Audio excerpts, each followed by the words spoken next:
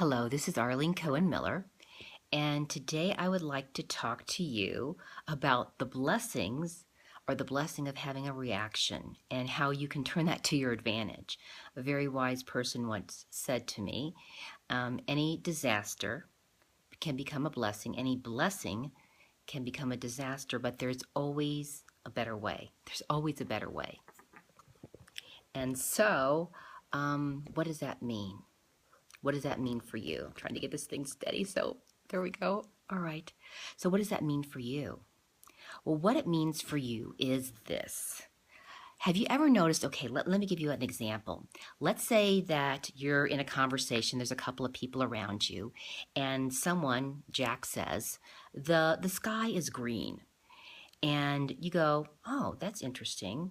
Jack thinks the sky is green. It's really blue, but that's it's his thing. But Julie, the person next to you, goes ballistic, goes, what are you talking about? The sky's not green, the sky's blue. What the hell is your problem? Can't you look up at the sky? Can't you see what's going on here? She's having a reaction.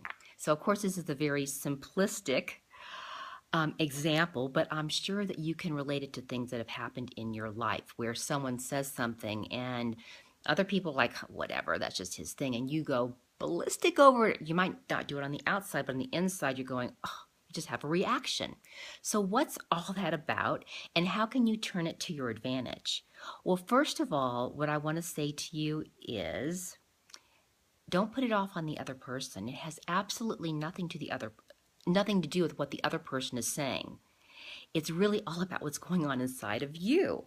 And if you're having a reaction to what they're saying, even if they're totally full of horse manure, if you're having a reaction to it, it's your stuff to clear, and that's the blessing to you, because what this person is doing for you, he's showing you where you have little weak links inside of you that need to be loved back into wholeness.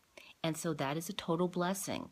So whenever anybody triggers me and I sort of begin to work through it, it's like, oh my God, thank you so much. I didn't realize that I was doing that. I didn't realize I was feeling that. I thought I'd already moved through this.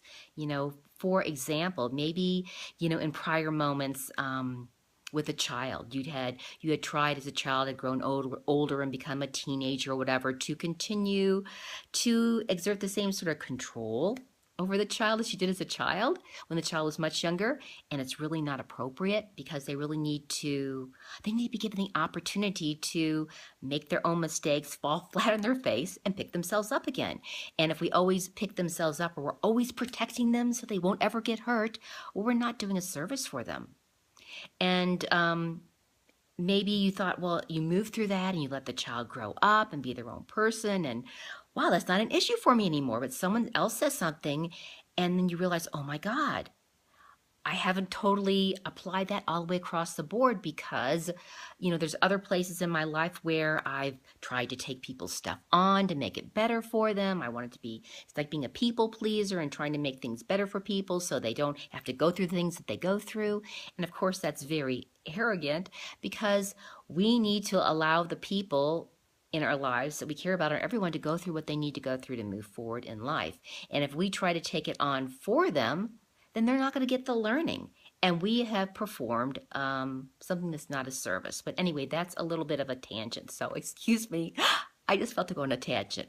So how are we going to handle this? Someone says something and you just have this huge reaction. Well, what I try to do is, if I'm in the middle of some place where I can't process it, I'll go, okay, let's just table this for a while and breathe, take a few deep breaths. And when I have some quiet time to myself, I'm going to feel into this, and I wonder what's really going on. And sometimes I like journal with it. So I'll go, okay, what's the underlying, I ask myself two questions. What's the underlying belief here that's going on for me? And what are my expectations?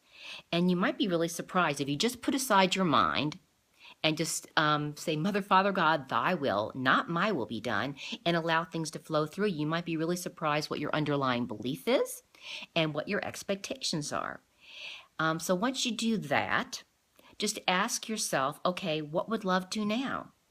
And then go with that. Just really feel into what would love do now. For example, maybe someone, let me see, someone triggers you by telling you the sky is green and you know that it's really blue. And you go, well, what's your belief here? I just believe that this person doesn't understand me. They don't know how to listen to me. You know, they don't take it, they don't respect me. They don't value my opinion. And what's your expectation? Well, it could be, you know, I expect them to continue to being a total jerk here and not listening to what I say and devaluing who I am. And that could be what your reaction is to them saying the sky is green. Okay, this is how our ego works. Isn't it funny? We're really very, very funny creatures. And you can go, okay, what would love do now? What would love do now? Well, love would just accept this guy who believes that the sky is green where he's at. That's where he's at. He believes the sky is green. And, you know, I'm just going to accept him where he's at. What he's feeling has nothing to do with me. And, wow, I'm just going to be really grateful for uncovering these beliefs and expectations that I have. And just flood my heart with gratitude. And cut any inappropriate cord connections with him and call forth the downpouring of the violet flame to flood all my energy, to flood my entire energy matrix and four-body system, transmuting and transforming all fear into love. And take a deep breath and get on with my life. So that's sort of how you can turn an initial reaction, a disaster, into a blessing. And the more that we do this, the more that we own that this is my stuff. It has nothing to do with anybody else when we have a reaction, you know, including what's happening in the world. It's our reaction that we need to clear. So my challenge to you is to be aware and to take responsibility for yourself and not say it's someone else's fault. Whatever they've done. But our reaction is our responsibility to clear. And as we clear things, we're going to feel a lot clearer, lighter, brighter, and much more able to be of service. So I hope that this was of help to you. All my blessings to you.